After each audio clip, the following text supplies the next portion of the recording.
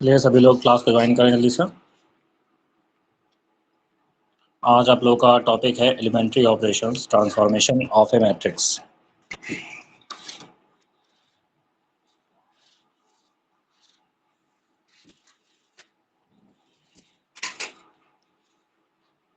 Topic है हमारे पास एलिमेंट्री ऑपरेशंस।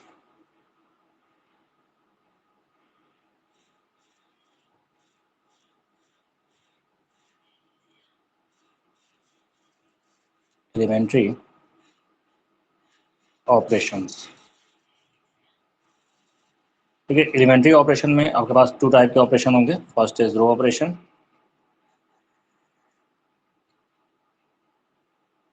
ठीक है, and second is column operation.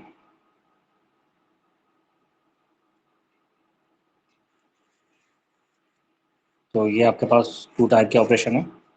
जब हम लोग रो ऑपरेशन का यूज़ करते हैं, ठीक है, तो देखते हैं रो ऑपरेशन किस टाइप के होंगे आपके पास। देखिए रो एंड कॉलम ऑपरेशन, इसमें क्या होता है, फर्स्ट ऑपरेशन ये होता है कि इंटरचेंज ऑफ एनी टू रो और टू कॉलम। तो देखिए आपके पास क्या होता है, फर्स्ट प्रॉपर्टी इसमें ये होती है कि आप कोई भी टू रो या टू कॉलम को आपस में क्या कर सकते हैं, इंटरचेंज कर सकते हैं, ठीक है। तो अगर हम लोग रो कॉलम की बात करें,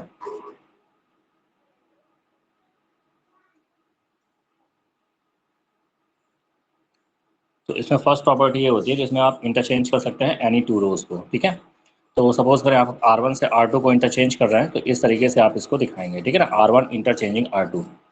तो फर्स्ट प्रॉपर्टी हमारे पास इसमें ये होती है एलिमेंट्री ऑपरेशंस में, interchanging of any two rows, ठीक है। तो कॉलम भी होती है आपके पास, C1 इंटरचेंजिंग C2 कर सकते हैं आप, ठीक है। सेकंड प्रॉपर्टी हमारे पास में क्या होती है, the multiplication of any elements of any row by a non zero number. तो इसमें क्या होता है कि आप किसी भी रो में किसी भी नंबर से मल्टीप्लाई कर सकते हैं, नॉन जीरो नंबर से मल्टीप्लाई कर सकते हैं, ध्यान रखिएगा, जीरो से नहीं, ठीक है ना। यानी अगर सपोज करें आप R1 में आप किसी भी एलिमेंट्स का, नॉन जीरो एलिमेंट्स का मल्टीप्लाई करते हैं, तो आप R1 में चेंज करेंगे, तो R1 में अगर चेंज कर रहे हैं तो R1 टाइम्स टू लिखेंगे, और यहाँ पर अगर हम मल्टीप्लाई कर रहे हैं R1 में, तो आप किस तरह से इसको दिखा देते हैं, K टाइम्स ऑफ R1, ठीक है। तो यहाँ पर क्या होना चाहिए, K does not equal to zero, non zero elements होगा, तो कोई भी नॉन जीरो एलिमेंट्स आप इसमें किसी भी रो में आप इसको मल्टीप्लाई कर सकते हैं, ठीक है। और थर्ड आपके पास ऑपरेशन क्या होता है कि addition of any element of any row, addition of the any element of any row, the corresponding elements of any other row or column multiplied by any non zero numbers, ठीक है। Suppose करो कि आप R1 में change करना चाहते हो, R1 में किस तरह से चेंज करना चाहते हो कि हम यहाँ पर हमारे पास एक रो R1 है और R2 में समथिंग हम किसी एलिमेंट से मल्टीप्लाई कर रहे हैं और इसको R1 में क्या कर रहे हैं, ऐड कर रहे हैं, ठीक है ना, R1 tense to R1 plus KR2, या फिर आप इसको सब्सट्रैक्ट भी कर सकते हो, ठीक है। तो इस तरीके से आपके पास रो कॉलम थर्ड टाइप, जो आपके पास रो ऑपरेशन होते हैं, सॉरी कॉलम लिखा हुआ है यहाँ पे, ये ऑपरेशन है, ठीक है। तो रो ऑपरेशन आप थ्री टाइप से लगा सकते हो। ऐसे ही हमारे पास कॉलम ऑपरेशन भी लगते हैं। कॉलम ऑपरेशन की बात करें तो कॉलम ऑपरेशन भी ऐसे ही होते हैं आपके पास। कॉलम ऑपरेशन की बात करें तो देखिए कोई भी टू कॉलम को आपस में क्या कर सकते हैं, इंटरचेंज कर सकते हैं, C1 इंटरचेंजिंग C2, या फिर आप क्या कर सकते हो, C1 में K times of C2, K times of C1, किसी भी कॉलम में किसी भी एलिमेंट से, नॉन जीरो एलिमेंट से मल्टीप्लाई कर सकते हैं, ठीक है। थर्ड आपके पास क्या है, C1 tends to C1 plus K times of C2। अब देखो यहाँ पर C1 में इंटरचेंज किया, नहीं कि केवल C1 में ही ऑपरेशन लग सकता है, ठीक है, C2 में भी लगा सकते हो, C2 भी C3 में लगा सकते हैं। तो इस तरीके से आपके पास ऑपरेशंस लगते हैं। तो वो क्वेश्चन के अकॉर्डिंग ऑपरेशंस लगते हैं, उनको हम यहाँ पर आपको डिस्कस करेंगे जब अभी ए इनवर्स का क्वेश्चन आएगा, तो वहाँ पर हम उनको डिस्कस करेंगे, ठीक है। अभी आप इसको इस तरह समझ लीजिए कि एलिमेंट्री ऑपरेशन आपके पास टू टाइप से होते हैं, रो एंड कॉलम ऑपरेशन। देखिए यहाँ पर ये जो मैंने आपको बताया हुआ है, ये फिलहाल आपके सिलेबस से हटा हुआ है। आपको जो पिछले साल जो रिलेटेड चैप्टर थे उसमें से कुछ आपको नहीं पढ़ने थे, तो ये आपका हटा हुआ है, लेकिन फिर भी आपका इसका यूज़ है, तो इसलिए हम आपको केवल इसका डीपली नहीं बता रहे हैं, इसको थोड़ा सा बता देना, ठीक है। तो ये आपके पास हो गए एलिमेंट्री ऑपरेशंस हो गए। चलिए एलिमेंट्री ऑपरेशंस में के बाद हम लोग बात करते हैं इन्वर्टिबल मैट्रिक्स की, ठीक है। तो इन्वर्टिबल मैट्रिक्स की अगर हम लोग बात करें तो देखिए इन्वर्टिबल मैट्रिक्स आपका केवल किसका निकल सकता है, स्क्वायर मैट्रिक्स का ही निकल सकता है। अगर मैट्रिक्स स्क्वायर है तो उसी का आप इन्वर्टिबल कर सकते हैं। तो सपोज करें हमारे पास ए क्या है, एक स्क्वायर मैट्रिक्स है, एंड बी आपके पास अनदर कोई मैट्रिक्स है, वो भी हमारे पास स्क्वायर मैट्रिक्स है, मतलब ए और बी हमारे पास सेम ऑर्डर की स्क्वायर मैट्रिक्स है, ठीक है। तो अगर हम लोग बात करें इन्वर्टिबल मैट्रिसेस में, invertible matrices, if A and B be a square matrix of the same order M if A and B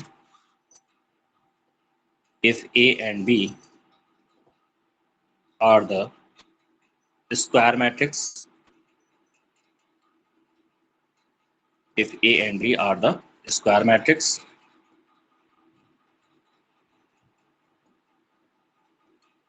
of the same order, हमारे पास सेम ऑर्डर की क्या है, स्क्वायर मैट्रिक्स है, such that AB is equal to B A.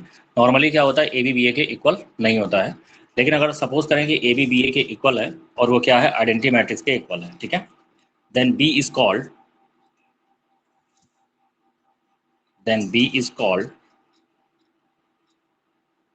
The inverse,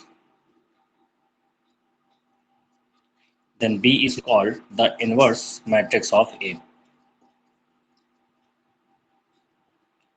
inverse matrix of A, and it is denoted by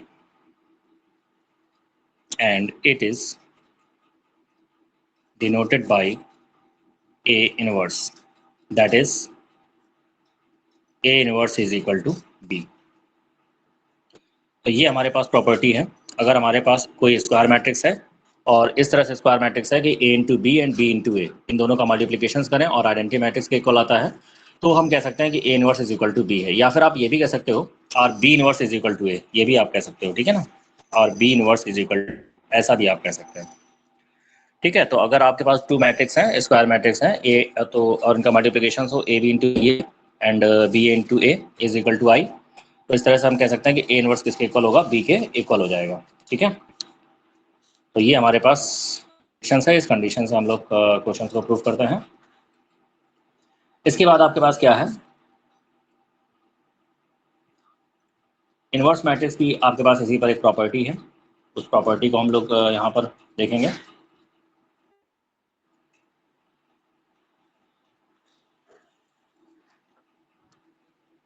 इसी पर एक question आपके पास होता है। थ्योरम आपके पास क्या है, if A and B are invertible matrix, यहाँ पे एक मोस्ट इंपॉर्टेंट थ्योरम है, इसको हम लोग देखते हैं। If A and B are invertible matrices of the same order,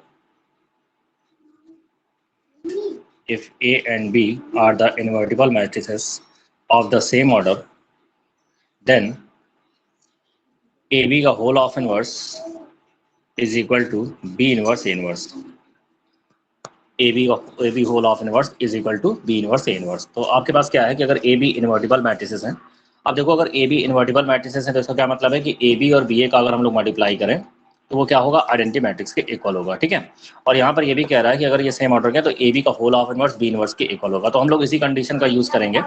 अब यहाँ पर हम ये कह सकते हैं कि अगर हम ये कहें कि A inverse is equal to B है तो ए बी और बी ए, देखिए ए इंटू बी और या फिर बी इंटू ए करें और आइडेंटिटी मैट्रिक्स आ जाए, तो इससे आपके पास ये है और ये आपके पास है, तो ये आप लिख सकते हो, ठीक है। तो यहाँ पे देखो हम इसका उल्टा लेके चल रहे हैं कि अगर हम कहें कि ए इनवर्स बी के इक्वल प्रूव करना है तो हम ए इंटू बी इसका मल्टीप्लाई कर रहे हैं, फिर बी इंटू ए इसका मल्टीप्लाई कर रहे हैं, और अगर आइडेंटिटी मैट्रिक्स आ रहा है तो आप कह सकते हो कि ए इनवर्स बी के इक्वल हो जाएगा। अब यहाँ पे देखो आपको इस वैल्यू को इसका होल ऑफ इनवर्स, किसका होल ऑफ इनवर्स है, ए बी का होल ऑफ इनवर्स है और इसके इक्वल प्रूफ करना है। तो ए बी का होल ऑफ इनवर्स अगर इस वैल्यू के इक्वल प्रूफ करना है तो इसका और इसका हम लोग क्या करेंगे, मल्टीप्लिकेशन करेंगे। देखो यहाँ पर ए इनवर्स बी, अगर आप A inverse is equal to B निकाल रहे हो तो ए का बी में मल्टीप्लाई कर रहे हैं, तो वैसे इसका आप होल ऑफ इनवर्स इसके इक्वल कर रहे हैं, तो इसका इस वैल्यू का इस वैल्यू में हम मल्टीप्लिकेशन करेंगे, ठीक है। तो चलिए यहाँ पे हम क्या कर रहे हैं, ए बी का मल्टीप्लिकेशन कर रहे हैं बी इनवर्स ए इनवर्स में, ठीक है। देखो जैसे यहाँ पे A inverse is equal to B था तो ए का बी में मल्टीप्लिकेशन करेंगे, फिर बी का ए में मल्टीप्लिकेशन करेंगे और आइडेंटिटी मैट्रिक्स आ रहा है तो आप कह सकते हो कि इन्वर्टिबल है एक दूसरे के, ठीक है। तो उसी तरीके से हम लोग क्या करेंगे कि ए बी का मल्टीप्लिकेशन किस में कर रहे हैं, बी इनवर्स ए इनवर्स। चलिए ब्रैकेट को ओपन करेंगे तो A B inverse into A inverse. अभी देखिए एक चीज़ आपको और बतानी है, इनवर्स ऑफ मैट्रिक्स। यहाँ पे इन्वर्टिबल मैट्रिक्स है, मतलब टू मैट्रिक्स ए और बी सेम ऑर्डर के हैं, तो एक दूसरे के इन्वर्टिबल कब होंगे, जब ए बी बी ए का मल्टीप्लिकेशन करें आई के इक्वल हो जाए। ऐसे हमारे पास एक कंडीशन और है inverse of matrix. Inverse of matrix में क्या होता है कि आपके पास कोई मैट्रिक्स है और उसका इनवर्स क्या होता है, ए इनवर्स। अगर इन दोनों का मल्टीप्लिकेशन करें तो आइडेंटिटी मैट्रिक्स के इक्वल होता है, ए इंटू ए इनवर्स आई और आई इनवर्स ए इंटू ए। ठीक है, ये भी हम लिखा देंगे इसको। तो देखिए यहाँ उसी तरीके से आपके पास क्या कर सकते हो कि बी इंटू बी इनवर्स क्या होगा, आइडेंटिटी मैट्रिक्स के इक्वल होगा। तो यहाँ पे देखो बी बी इनवर्स, इसको हम क्या कर सकते हैं, आइडेंटिटी मैट्रिक्स यहाँ पे लिख दिया। अब देखो आइडेंटिटी मैट्रिक्स में अगर हम किसी मैट्रिक्स का मल्टीप्लाई करें तो क्या होता है, सेम मैट्रिक्स आती है। तो यहाँ पे ए इंटू आई क्या हो जाएगा, ए, और ये क्या हो गया, ए इनवर्स, और ए इनवर्स किसके इक्वल होगा, आई के। देखिए इन दोनों का मल्टीप्लिकेशन किया और आइडेंटिटी मैट्रिक्स हमारे पास आ रही है। अभी हम क्या करेंगे, इसका मल्टीप्लिकेशन इसमें करेंगे, तो यहाँ क्या होगा, B inverse A inverse into A B. जब इसका मल्टीप्लिकेशन करेंगे तो ये हो जाएगा B inverse A into B. तो जैसे हमने यहाँ पे देखा कि a इंटू ए इनवर्स की वैल्यू आपके पास आई होती है, वैसे ही आपके पास a इनवर्स इंटू ए, इसकी वैल्यू भी आई होती है। ठीक है ना, तो ये हो जाएगा b inverse I into B. And i into B की बात करें तो ये हो जाएगा b, तो ये वैल्यू हो जाएगी b inverse b। And b inverse b की वैल्यू की बात करें तो ये हो जाएगा i, that will be equal to i। तो आप देख पा रहे हो कि ए बी का बी इनवर्स इनवर्स मल्टीप्लाई किया आइडेंटिटी मैट्रिक्स आ रहा है, बी इनवर्स ए इनवर्स का ए बी मल्टीप्लाई किया आइडेंटिटी मैट्रिक्स आ रहा है। तो इट इज क्लियर दैट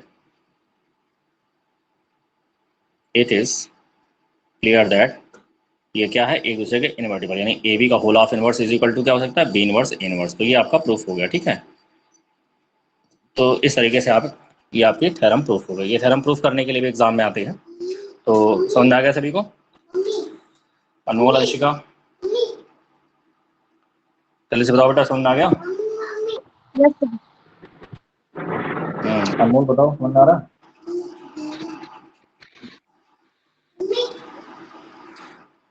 आ रहा है बेटा, जल्दी से बोलो, आवाज नहीं आ रही क्या?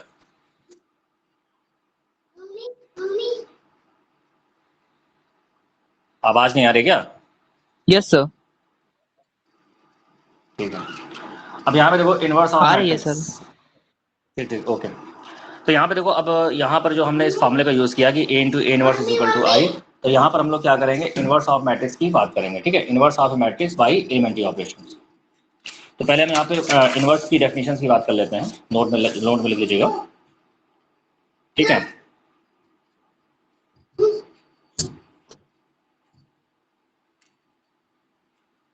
if A be any square matrix, if A be any square matrix, then A inverse is called inverse of A, such that अगर हमारे पास ए कोई स्क्वायर मैट्रिक्स है तो ए इनवर्स क्या होगा, ए मैट्रिक्स का इनवर्स मैट्रिक्स कहलाएगा, such that A into A inverse and A inverse A is equal to I. अगर ऐसा है तो ए का क्या कहलाएगा, ए इनवर्स कहलाएगा। ठीक है, अब चलिए, अब हम यहाँ पे inverse of matrix by elementary operation, तो इनवर्स हम लोग एलिमेंट्री ऑपरेशन देखिए, inverse of matrix A inverse जो होता है कई तरीके से फाइंड करते हैं। टू फाइंड ए इनवर्स, ठीक है, इनवर्स फाइंड करने का जो आपके पास तरीका है, number first is by elementary operation, by elementary operation. और एलिमेंट्री ऑपरेशन आपके पास टू टाइप से होंगे, first is row operation, row operation के अकॉर्डिंग हम एलिमेंट्री ऑपरेशन के अकॉर्डिंग इनवर्स फाइंड करेंगे, and another is column operation, column operations. जब हम लोग रो ऑपरेशन का यूज करेंगे तो यहाँ पर एक वैल्यू हम कंसिडर करेंगे, क्या कंसिडर करेंगे, let A is equal to I into A. ठीक है, ध्यान रखिएगा इसको, और हम बताएंगे इसे कैसे यूज होगा, अभी आप इसको देखते रहें। और जब कॉलम ऑपरेशन का यूज करेंगे तो ए इज इक्वल टू आप यहाँ पर कंसिडर करेंगे ए इंटू आई, ये चीज़ का बहुत ध्यान रखिएगा। लेकिन हम लोग नॉर्मली जब एलिमेंट्री ऑपरेशन आपसे कहेगा तो हम लोग रो ऑपरेशन का ही यूज करते हैं, और यही अक्सर पूछा भी जाता है। ठीक है, तो ये ईजी पड़ जाता है थोड़ा सा रो ऑपरेशन लगाना। तो एलिमेंट्री और रो ऑपरेशन कैसे होता है, रो ऑपरेशन मैंने तीन टाइप से बताए थे, इन्हीं तीनों का हम लोग यूज करेंगे। ठीक है, इन्हीं रो ऑपरेशन का यूज करेंगे हम लोग। तो चलिए हम लोग यहाँ पर अगर ए इनवर्स फाइंड करना है आपको तो पहला फर्स्ट मेथड क्या है, एलिमेंट्री ऑपरेशन है, जिसमें रो ऑपरेशन का इस्तेमाल करेंगे। और रो ऑपरेशन में आप क्या करते हो, A is equal to I into A का यूज करते हैं, और कॉलम ऑपरेशन लगा रहे हैं तो ए इंटू आई का यूज करेंगे। ठीक है, तो चलिए सेकंड इज, अच्छा ए इनवर्स फाइंड करने का सेकंड तरीका कि आपके पास क्या है, जब हम लोग डिटरमिनेंट्स पढ़ेंगे तो वहाँ पर ए इनवर्स आपका एक और मिलेगा, एक तरीके से और इनवर्स फाइंड होता है बाई फार्मूला। फार्मूले के अकॉर्डिंग भी ए इनवर्स फाइंड करते हैं। फार्मूला क्या होता है इनवर्स का, एडजॉइंट ए अपॉन मॉड ए, ये भी आपके पास तरीका होता है। ठीक है, और थर्ड आपके पास जो ए इनवर्स फाइंड करने के लिए आता है वो एक इक्वेशंस के अकॉर्डिंग आता है। आपको कुछ इक्वेशंस होगी समथिंग, जैसे आपके पास कोई मैट्रिक्स ए है तो उसी ए में आपके पास एक इक्वेशंस होगी, और उस इक्वेशंस के अकॉर्डिंग उस इक्वेशन का यूज करके आपको इनवर्स फाइंड करना होता है। ठीक है ना, तो to find A inverse using given equations in A। ठीक है, तो ए इनवर्स फाइंड करने के लिए आपको ए में ही कोई इक्वेशंस गिवन होगी, उसका यूज करके हमें ए इनवर्स फाइंड करना होगा। 3 टाइप से आपके पास ए इनवर्स क्वेश्चंस मिलेंगे आपको। ठीक है, अब इस चैप्टर में आपके पास ए इनवर्स कैसे मिलेंगे, एलिमेंट्री ऑपरेशंस के अकॉर्डिंग ए इनवर्स फाइंड करना है। ठीक है, अच्छा एक चीज और है आपके पास, ए इनवर्स का एक तरीका आपके पास और है कि ए इनवर्स एग्जिस्ट कब करता है। ठीक है ना, एग्जिस्टेंस ऑफ ए इनवर्स, तो ये भी आप समझ लीजिए, ए इनवर्स एग्जिस्ट कब करेगा, एग्जिस्टेंस ऑफ ए इनवर्स।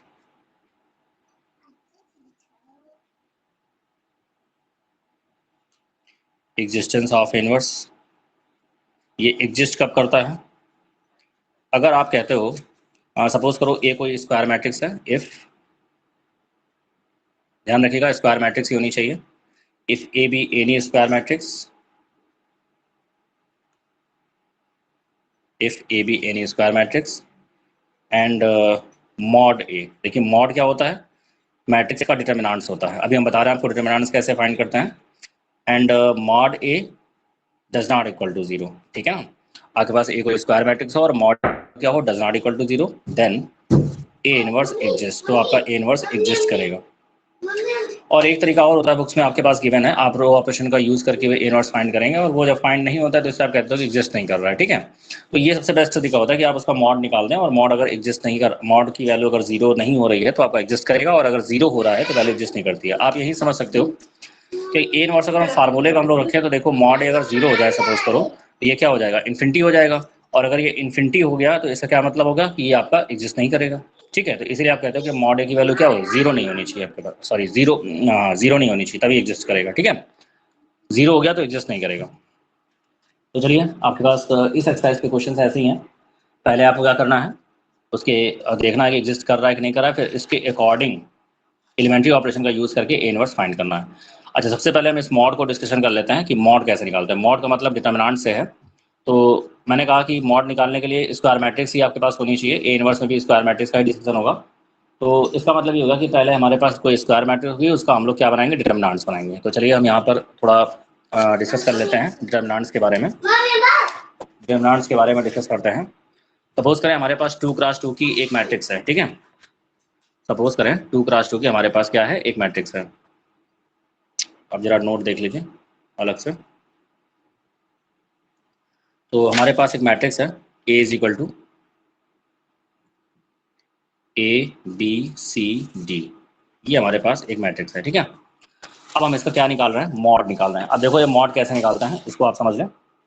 तो मॉड निकालने में, मॉड का मतलब क्या है, डिटर्मिनेंट्स। तो ये देखिए मैट्रिक्स है, मैट्रिक्स में क्या होता है, ब्रैकेट बने होते हैं। तो मॉड जब आप निकालोगे, ठीक है, मॉड निकालोगे तो क्या करोगे, डिटर्मिनेंट्स बनाओगे। डिटर्मिनेंट्स में क्या होगा, 2 लाइन्स आप ऐसे खींचोगे, ध्यान रखिएगा ब्रैकेट नहीं होने चाहिए, ये केवल 2 लाइन आपके पास खींचेंगे, और एलिमेंट जिस तरीके से रखे हुए हैं वैसे ही आप एलिमेंट्स को रख देंगे, तो ये इसका डिटर्मिनेंट हो जाता है। ये किसी मैट्रिक्स का डिटर्मिनेंट्स है। ठीक है, 2x2 का जब आप डिटर्मिनेंट्स बनाओगे तो इस तरीके से डिटर्मिनेंट्स बनेगा। मैट्रिक्स का कैलकुलेशन नहीं होता है, लेकिन डिटर्मिनेंट्स का कैलकुलेशन होता है। डिटर्मिनेंट्स का कैलकुलेशन कैसे करते हैं, क्रॉस मल्टीप्लिकेशन, इसका इधर करेंगे और इसका मल्टीप्लाई इधर करेंगे। ठीक है, चलिए तो ए का डी में मल्टीप्लाई करें AD, और सी का बी में मल्टीप्लाई करें हो जाएगा CB, और इन दोनों के बीच में क्या होता है, माइनस लगा दिया जाता है। तो इस तरीके से आपका ये सॉल्विंग होती है। ये सॉल्विंग किसकी है, 2x2 की डिटर्मिनेंट्स की सॉल्विंग है। ठीक है, क्लियर है, कोई डाउट, जल्दी से बताओ। 2x2 के डिटर्मिनेंट की सॉल्विंग समझ में आ गई, बोलो जल्दी से। Yes sir. ठीक है अनमोल, अभी हम लोग क्या करेंगे 3x3 की देखेंगे। देखो 3x3 के डिटरमिनेंट्स कैसे सॉल्व करते हैं। सपोज करो हमारे पास कोई मैट्रिक्स है A इज इक्वल टू, और यहाँ पर हम लोग ले रहे हैं A1 A2 A3 B1 B2 B3 D1 D2 D3, ये हमारे पास एक मैट्रिक्स है। अब जब भी हम 3x3 के डिटरमिनेंट्स बनाएंगे तो डिटरमिनेंट्स बनाने का आपके पास जो मेथड है वो वही है। आप इस तरीके से रखेंगे इसको, इस तरीके से आप ये डिटरमिनेंट्स बना लेंगे, ठीक है। और एलिमेंट्स वैसे रहेंगे A1 B1 D1, second row में आपके पास A2 B2 D2, and third row में आपके पास है A3 B3 D3। देखिए 2x2 में तो सिंपल है, क्रॉस मल्टीप्लिकेशन होता है, लेकिन जब 3x3 के डिटरमिनेंट को सॉल्व करते हैं तो इसमें आप जो एक्सपेंड करते हैं इसको, ठीक है, इसको एक्सपेंड करने के लिए आप क्रॉस मल्टीप्लिकेशन करेंगे, लेकिन जब इसको एक्सपेंड करते हैं तो रो और कॉलम के अकॉर्डिंग ही इसको एक्सपेंड करते हैं। सपोज करें हम इसको एक्सपेंड कर रहे हैं, एक्सपेंडिंग अलोंग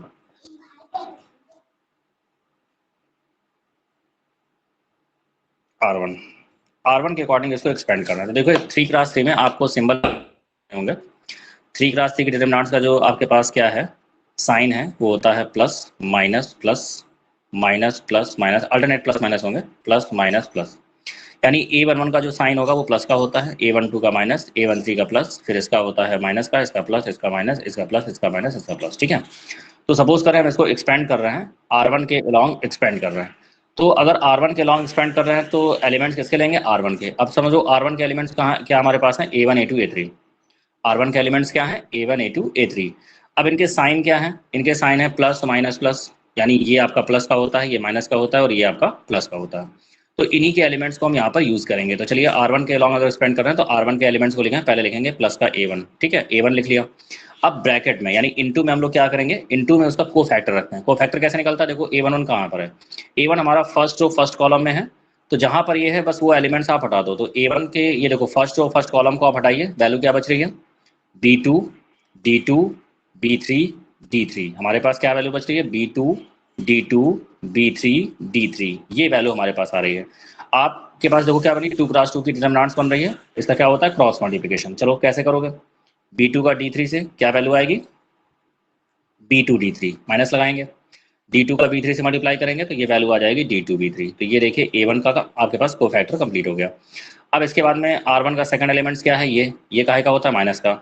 चलिए इसको हमने लिख लिया माइनस A2, ठीक है, माइनस A2 लिख लिया। इसको ध्यान समझिएगा कि बहुत यूज है इसका, माइनस A2 लिख लिया। अब माइनस A2 लिखा जब आपने तो ये A2 आपके पास कहाँ है, फर्स्ट रो सेकंड कॉलम में है, तो फर्स्ट रो सेकंड कॉलम हटाइए, वैल्यू बची B1 D1 B3 D3। क्या बच रहा है, B1 D1 B3 D3, cross multiplication करो तो B1 का D3 से करेंगे तो वैल्यू आएगी B1 D3 माइनस, इसके बाद में देखो D1 का B3 से करेंगे तो वैल्यू क्या आ जाएगी, D1 B3 हो जाएगा। तो ये हो गया। अभी चलो यहाँ पर इसका एक एलिमेंट और बच रहा है, ये काहे का है, प्लस का A3 होता है, प्लस का A3 लेंगे और इसका को फैक्टर देखिए कहाँ पर है, ये फर्स्ट रो थर्ड कॉलम में है, तो फर्स्ट रो थर्ड कॉलम हटाएंगे तो वैल्यू बच रही B1 D1 B2 D2। तो B1 D1 B2 D2 में क्या करेंगे, क्रॉस मल्टीप्लिकेशन करेंगे तो B1 का हो जाए B1 D2 हो जाएगा, और माइनस में क्या होगा, D1 B2 होगा। इस तरीके से वैल्यू आएगी। सपोज करो हम इसको एक्सपेंड करना चाहते हैं R2 के अलॉन्ग, एक्सपेंडिंग बाई R2, आप इसको R2 के अलॉन्ग एक्सपेंड करना चाहते हैं तो एलिमेंट किसके लेंगे, R2 के लेंगे। R2 के एलिमेंट्स देखो B1 B2 B3, ये R2 के एलिमेंट्स हैं। सिंबल साइन क्या होता है, साइन ये होता है माइनस का, ये प्लस का, ये माइनस का। देखो R2 में माइनस प्लस माइनस होता है, तो ये माइनस का होता है, ये प्लस का होता है, ये माइनस का होता है। तो चलो साइन के साथ लेंगे इसको, तो ये काहे का होता है माइनस B1, तो ये हो गया माइनस B1। अब इसका क्या लिखेंगे, कोफैक्टर। कोफैक्टर कैसे निकलेगा, कहाँ पर है ये आपका है सेकंड रो फर्स्ट कॉलम है, तो सेकंड रो हटा दीजिए और यहाँ से फर्स्ट कॉलम हट गया, ठीक है। तो सेकंड रो फर्स्ट कॉलम हट गया तो वैल्यू बची A2 D2 A3 D3। तो A2 D2 A3 D3 क्या हुआ, क्रॉस मल्टीप्लिकेशन, तो A2 का D3 करिए तो हो जाएगा A2 D3 माइनस का क्या हो जाएगा, D2 A3 हो जाएगा, तो ये हो जाएगा D2 A3, ठीक है। तो ये पास का, चलो आगे बढ़ते हैं। ये काहे का होता है, प्लस का, तो ये हो गया प्लस B2। अब इसका को फैक्टर देखते हैं, तो ये क्या होगा, सेकंड रो सेकंड कॉलम हटेगा, क्या वैल्यू बचेगी A1 D1 A3 D3, cross multiplication करो तो हो जाएगा A1 D3 और माइनस का D1 A3।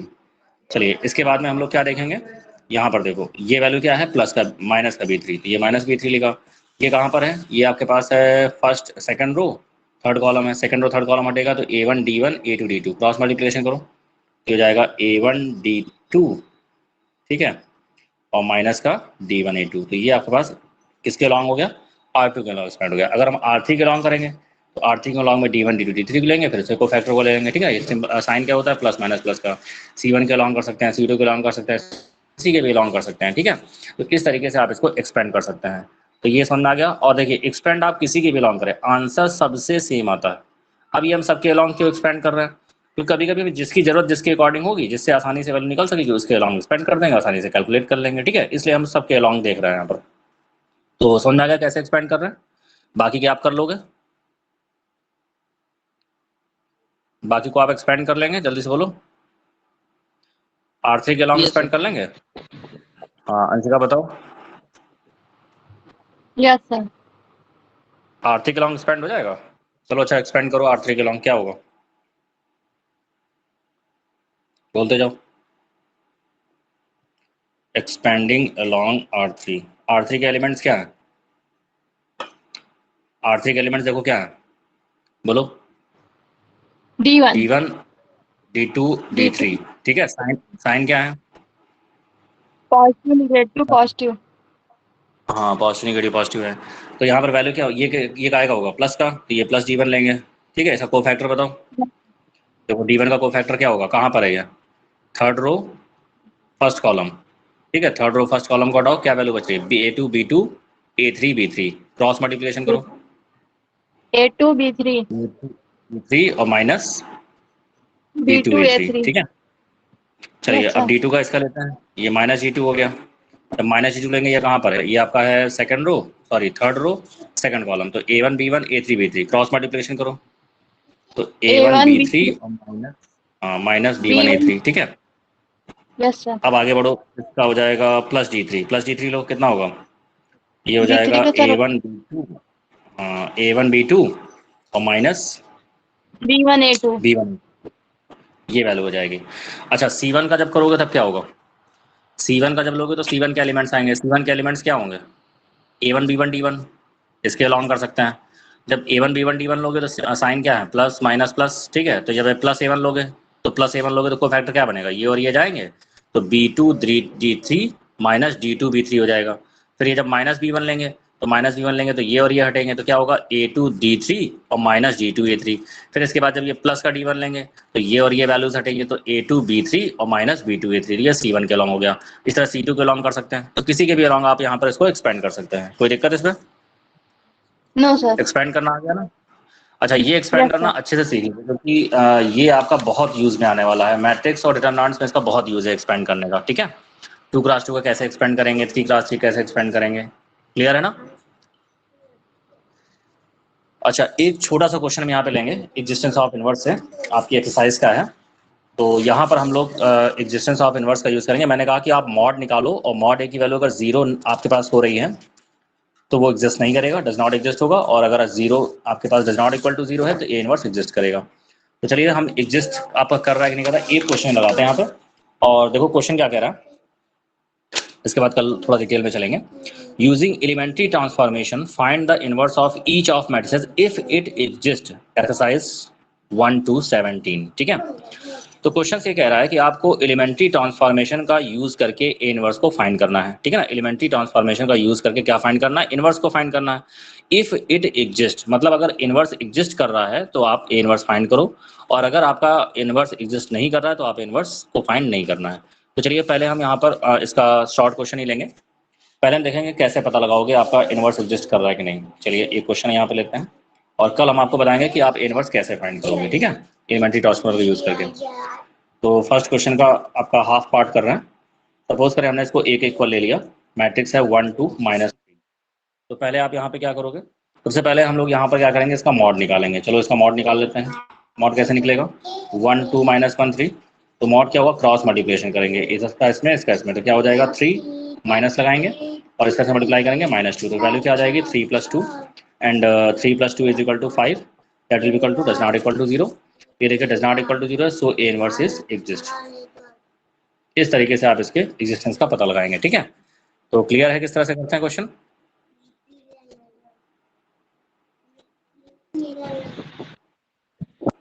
इसका हाफ पार्ट कल कराएंगे, ए इनवर्स कैसे फाइंड करेंगे, ठीक है। और वो काफ़ी मोस्ट इंपॉर्टेंट है, इसको अच्छे से समझिएगा। तो कल की क्लास में मत करिएगा इसको, आज के लिए इतने रखते हैं, फिर आगे कल देखते हैं। Okay okay, thank you, good bye.